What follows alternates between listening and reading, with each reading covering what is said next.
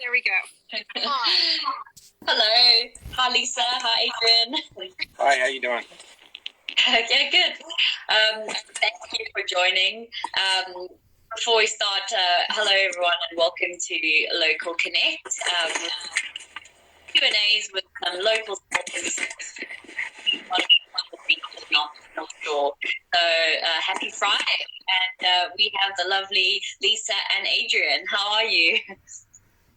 Yeah, we're well, thank you. Very well, thank you. Busy this Friday? Or is it just like any other day? Yeah. It's pretty much every day. You know, it never stops. And we're just really hitting the tip of the pile of recycling that needs to happen in this city. And so I think every day seems to be a busy day. Yeah. First of all, before we get into it, it's really cool talking to you guys because obviously my brand is all about sustainability, about recycling and creating that awareness for people. So I'm really, it's a pleasure to have you today and do that Q&A. So you're Arnies Recon? Yes. Yep, and that's your business name. Why don't you guys tell us about, why you started, just a little bit about your business and what you do. Sure. Do you want to? Yeah, sure. So about 2 years ago, we were basically, driving around in the eastern suburbs, and at that time they still had electronic and hard waste pickups by the side of the road. And we were watching all these beautiful electronics. In some cases, some of these things look like they were almost brand new, refrigerators and all the rest of it, just get picked up by the council in big garbage trucks. Refrigerators just getting crushed in the back of those garbage trucks, gas venting everywhere, and with the full knowledge that that was heading off to landfill. And I've always had a thing for the environment, but this visual. We both looked at each other and we said we had to do something, so we started down the path of looking at how do you actually address this problem properly, how do you take the whole problem of e-waste away from the home and deal with all of it. That's kind of where we started, and we started in the back of my little car, just picking up microwaves and anything that could fit in the car, and we just kind of grew from there. And I think the thing that we set out to do was to set out to address the whole problem. We didn't want to just get the sexy bits. And so it's easy to go after the computers and the iPhones and the things that seem to be really exciting. But what we realized is that it was a whole problem. And one of our guys has just come in, so there might be a bit of background. It's all good. And we wanted to address the whole, but we wanted to address everything. And one of the things we also decided was to create it as a for-profit social enterprise and to offer it as a free service, because we wanted to save stuff from landfill, but we also want to make recycling an easy part of everyone's daily lives. Yeah. It's easy to throw stuff in the red bin because it's just there. It's a lot harder to recycle electronics, and so we decided to pick up everything. We've got watches that people don't want, beautiful watches in some cases. We've got cameras. Yeah. Oh my God. Yeah. I mean, look at this. This is actually a great example. It's beautiful. It's a beautiful camera. I know, I love it. It looks better than mine. People do. Well, the thing is that I had one of those in my and I didn't want it anymore. And so then what do you do with it if no one wants it? And maybe you put it up on Facebook Marketplace, but it's not really selling, or you don't have time, and then it sits in the bottom drawer, and then it kind of takes up space, and it's sitting there, and people want to know that it's going to a good home. Yeah. One of the things that we hear from our customers a lot is that they've had all this stuff lying around in the home. They know that they don't want it, but they don't want to put it into the hard waste pickup because they know it's going to landfill, and they don't know what to do with it. And we hear that every day. Yeah, it's so true, actually. My dad, when they immigrated from South Africa, he had this really cool Wharfdale sub, but I couldn't use it. And this was a while ago, and the plug was a South African plug. But I put it on Marketplace, put it everywhere, and no one wanted it. And I eventually had to take it to the tip because I didn't know what else to do with it, to be completely honest. And it was such a shame because I was like, oh, it could go to a good home, or could be something else could be done with it. And even if it's not wanted, there's metals in there that can be recycled and be put to another program. And so, for those things that we can't find a home for, we make sure that they're, broken down to we take them to our partners who break them down to their base metals and extract, the coppers and the steels and all of that kind of thing. And so it gets another life. I mean, it definitely doesn't belong in landfill, but that's the only option that people have had up till now. Yeah. And I think the other thing is that the notion of calling it e-waste actually is a mistake. And so if you look at the industry historically, it was taken over by people in the waste industry who typically thought of things as you're throwing it out, it's garbage. And the thing is it's actually not. Everything has this watch, for instance, it's metal. There's components in there. If the watch itself can't be used, everything here can be broken down and reused. The glass in it, the metals in it, even the plastics in it can be reused in some capacity. And so it's a mindset that because we've not been in the waste industry, we come from completely different backgrounds. Adrian comes from digital marketing. I come from performance and coaching, and so we looked at it and saw it as an opportunity versus a problem. Yeah, and I think that's a big difference. That's a big shift. Yeah, and it is a massive problem. I even did a post on awareness for the Red Circle program. The one Woolworths have and Coles and that have their bins, and you can take your bread wrapper and your biscuit wrappers and stuff and take it to the Red Circle. It's amazing how not many people knew about that, and even I didn't know until I started EcoTurtle, to be honest. And just I don't think there's a good awareness, training, and education, about those kind of recycling options that you got. And even the tip, when I came to Australia, I couldn't believe people leaving the stuff on the side of the road. I was like, oh my gosh, that just would not happen in South Africa because people would just take it, because obviously less fortunate people would come and go, oh yeah, I could fix that and recycle it, kind of thing. So I think it's a good education piece that you guys are doing as well. There's other countries, you see this in India, you see this in South America.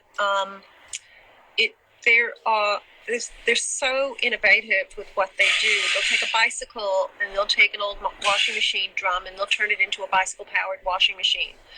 I think it's Meg Whitley, Walk Out and Walk On. In her book, she details how South Africa, South America, India, how communities have, recognized that the cavalry is not coming, so they've got to do something.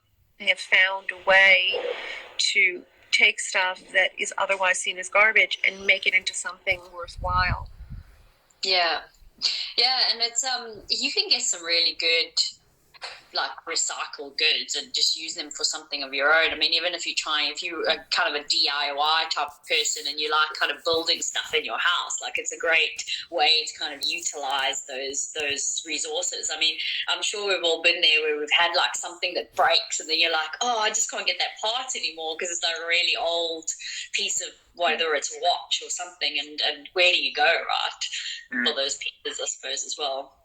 And one of the other issues is that, particularly over the last 10 years, electronic consumables have not been designed in a way that they can be repaired at all. They just, the whole system is generated so that, you can't repair it, or it's ridiculously expensive to repair it. So you say, I might as well buy a new one. And that's, that's why we have things like the Right to Repair Act, movement that's going on right now. And, by making things repairable, they also will make things more easily dismountable so that they can be broken out for parts and recycled more effectively. So there's, there's things to happen in the whole value chain to make this better. I had a story of someone who had bought an Ilve oven, which is a really expensive oven. It's a gorgeous oven. Yeah. And this little hinge on the door broke. And they contacted Ilve, and Ilve said, I'm sorry, we don't make them. You're going to have to buy a new oven because a hinge broke. And that happens all the time, all day, every day. It's just crazy, isn't it? The same thing actually happened to us in our rental. The Miele induction stove broke. And Miele were like, oh, we don't even make that part anymore. And I'm like, so the whole thing has to be chucked away because you can't make one little part. So that's just nuts. I just thought to myself, oh, the waste. So much waste. Yeah. Yeah. They used to make them, and they don't anymore. Yeah. I think, go on.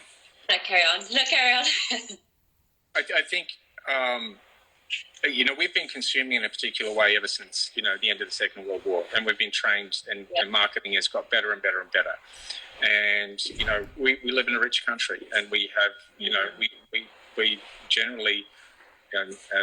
we generally earn quite well in this country, and we can afford to have the latest and greatest of things. And I don't think that's a bad thing, but we have to build into every step of the value chain like it's a joint and separate responsibility for all of us to make sure that things are disposed of correctly, or re-engineered or recycled in an optimal way. And I think that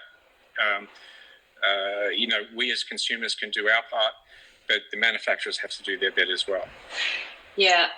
No, I completely agree with you. I think it's everyone's responsibility because it's we're all living on this beautiful planet, right? So we've got to preserve it and do the right thing, especially if we're going to be like with the fast goods, like just buying something else. Whereas I'm all for secondhand stuff. I got Facebook Marketplace or wherever if I need something rather than going to a new shop. And so tell me, like, what is the service that you guys do? So do people ring you up, or can they book something on your website? How does it work? Well, we prefer that they can ring up, and they do, and we prefer actually that they book on our website, and there's a booking form that allows them then to go through the system. And we operate in a number of ways. So we are completely free to business. We're completely free to households, to government, to schools. We don't charge for our services. And we can either go to your place and pick up directly from you. We're actually starting this coming week. We're starting drive-bys. And so on our Facebook page, we have a schedule of events, and we're driving in certain areas because of COVID, and we can't do our community collection days.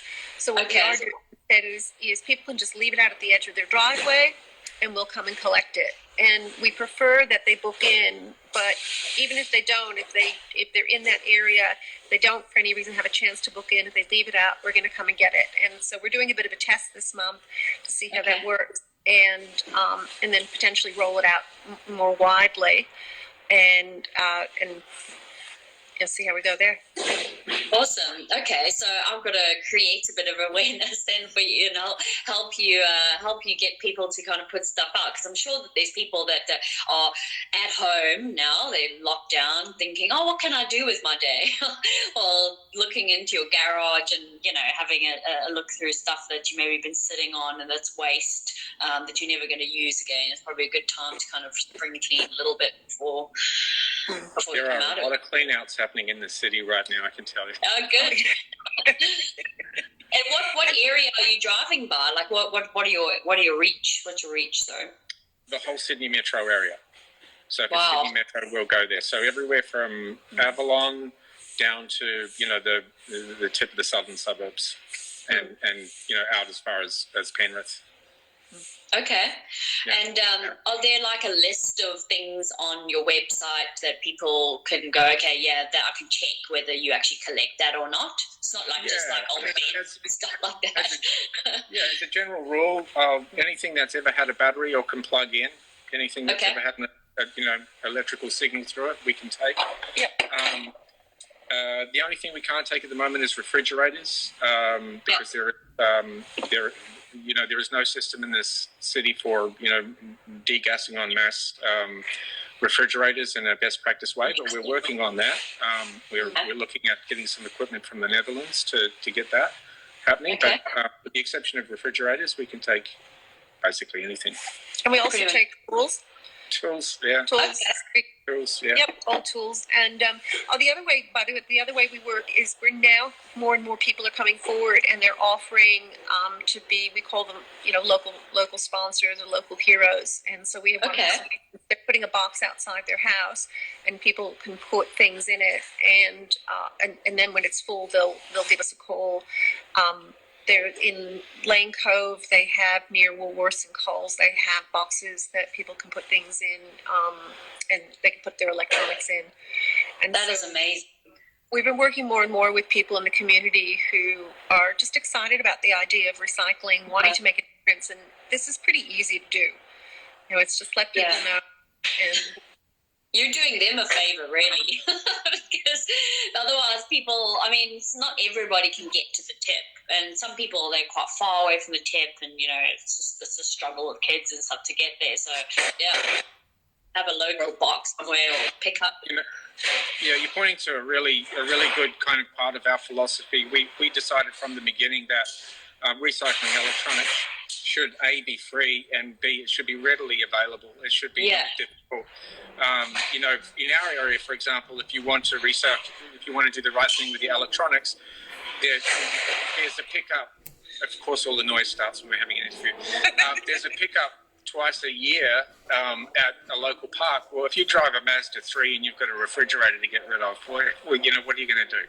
Yeah, it's true. Yeah.